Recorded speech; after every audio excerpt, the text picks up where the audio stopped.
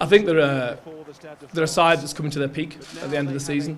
When I look at their performances during the course of the year, they've been getting better and better and better. You know, two notable victories. Claremont at home in the quarter-final was a huge win for them.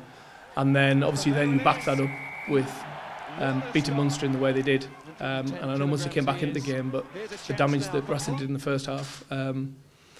They obviously beat Agen at the weekend. They had a much changed team, but I don't know if you saw the team they put out. It was an unbelievably strong team. So the depth in their squad is phenomenal. I mean, any team that can leave Lancaster on the bench is a serious threat. So they've got threats all over the park. They've rested a lot of their key men from the weekend's game, and it's a serious challenge for us.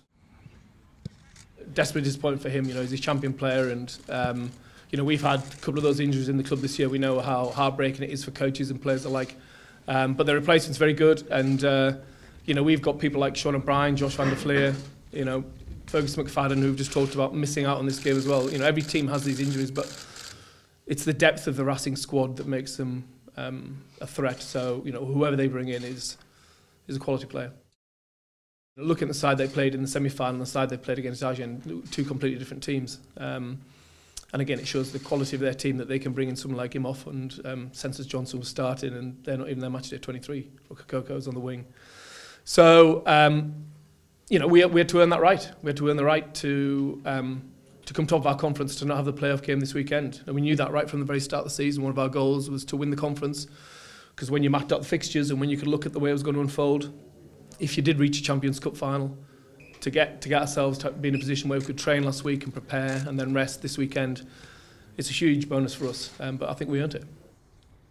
It's been a goal for Leinster ever since I've been here. Obviously, since the inception of the competition, it's been a goal for Leinster, and Leinster have been very lucky to have been there 3 times, and there's quite a few of the players who've been involved in all 3. So we've got a lot of experience of being at this level, and you know, for the province to give the fans the reward that I think they deserve for the support they've given, I think it's huge. And there's no bigger club game, you know, than playing in a final of the Champions Cup, and you know, we're 100% looking forward to it.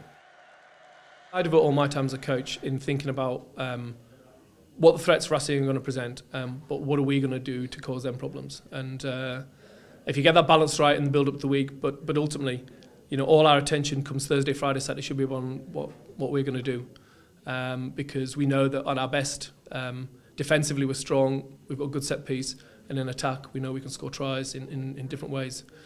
But that all counts for nothing. You know, what you've done in the past, what you've done in the pool games, what you've done in the quarter-final, semi-final, counts for nothing, because every game starts from 0, and this will be no different.